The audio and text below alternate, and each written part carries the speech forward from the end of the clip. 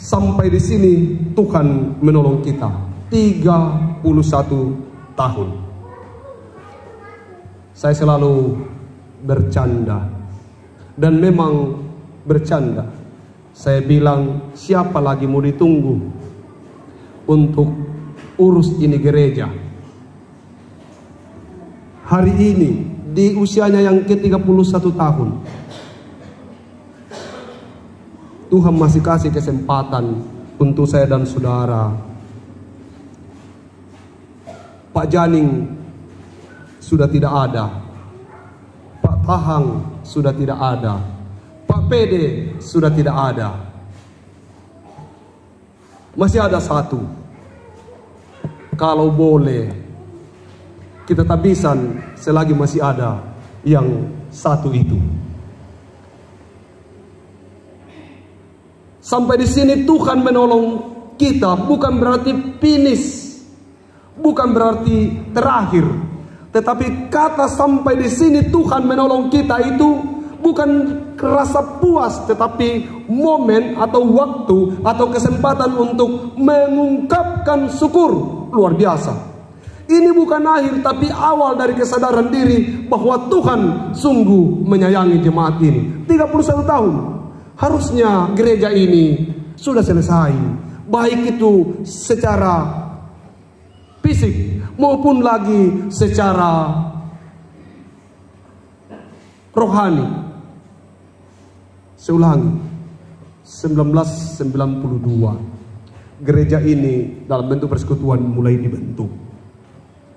3 legenda sudah pergi.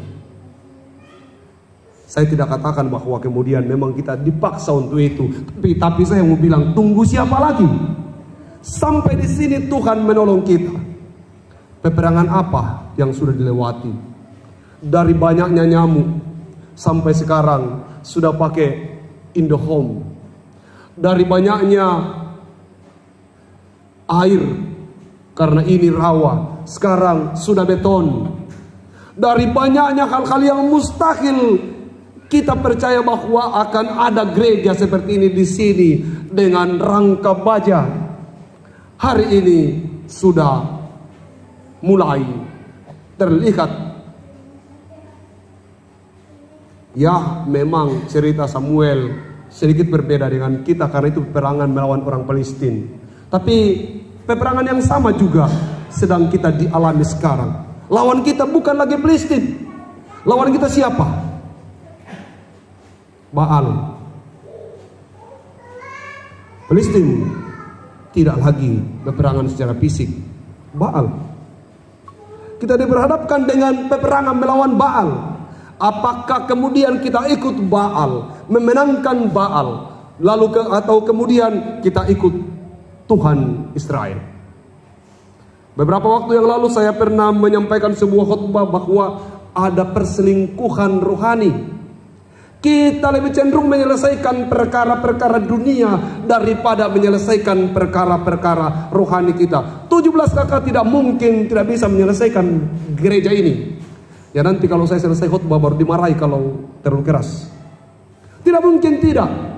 Terbukti kita bisa menyelesaikan bangunan-bangunan rumah kita. Itu yang dikatakan oleh Hagai dalam bacaannya, ujilah aku maka aku akan membuka tingkap-tingkap langit. Kita sering mengeluh untuk perkara-perkara yang bersifat dunia, tetapi tidak mampu membuktikan bahwa Tuhan menempatkan kita di sini untuk sebuah perkara yang besar. Kalau kita mampu menyelesaikan urusan kita dengan Tuhan, percayalah bahwa seluruh kebutuhan jasmanimu, keperluan-keperluan duniamu akan dipenuhi Tuhan. Kenapa? Karena Tuhanlah pemilik dari semua itu. Ebenezer.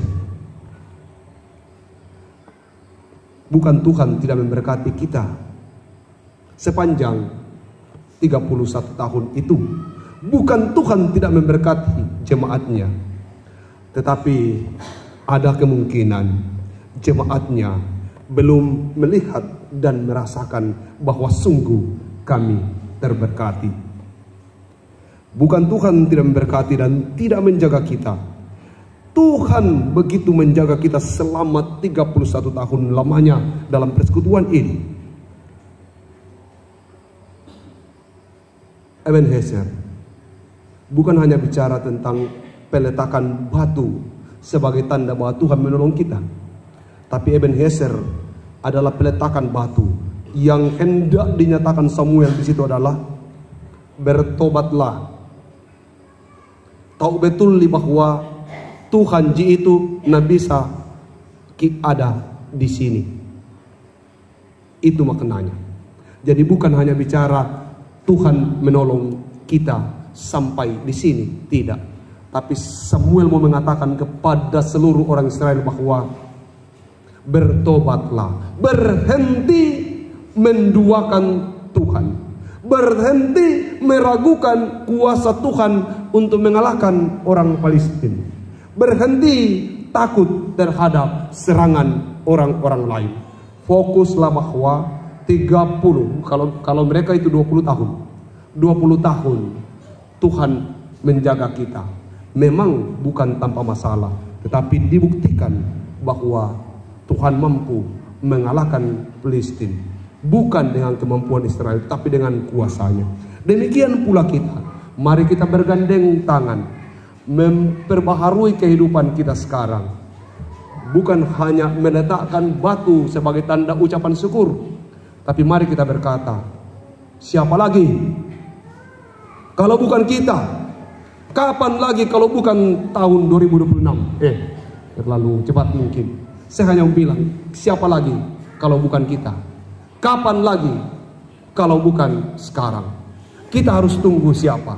Berkali-kali saya harus mengatakan, kita hanya tunggu pertobatan dan perubahan pola pikir dalam hati kita bahwa tahun ini tahunnya Tuhan. Segala hal sehubungan dengan tanggung jawab saya dengan Tuhan, selesaikan. Maka kita akan melihat bagaimana kebaikan dan kemurahan Tuhan kita akan hitung di dalam kehidupan keluarga kita. Di usia jemaat yang ke-31 tahun, seharusnya kita sudah ada di puncak kejayaan. Yesus itu menjadi nabi di usianya yang ke-30 tahun, artinya masa yang matang. Coba kita bayangkan kalau anak-anak sudah berusia 31 tahun. Dia bukan lagi anak-anak, tapi dia sudah dewasa. Ini panggilan untuk saya dan saudara. 31 tahun yang lalu, orang-orang yang dipakai oleh Tuhan, beberapa orang yang kita sebut sang legenda itu, masih ada di antara kita yang kemudian menjadi saksi sejarah. Dan masih banyak di antara kita yang akan tertulis dalam sejarah perjalanan jemaat ini, yang tadi itu hanyalah sejarah singkat.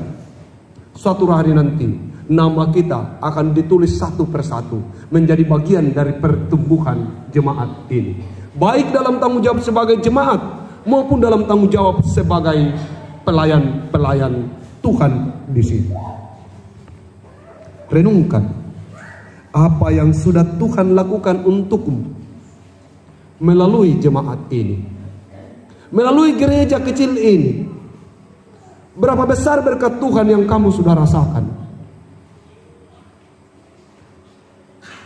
Mungkin yang kamu terima lebih besar dari yang kamu berikan. Itu sudah pasti. Yang Tuhan berikan pastilah lebih besar dari yang kita berikan. Tuhan itu mengasihi jemaat ini secara konsisten 31 tahun. Kita sering berbeda pendapat, beradu argumen. Tapi kenapa kita tidak bubar? Karena Tuhan mengasihi gereja ini.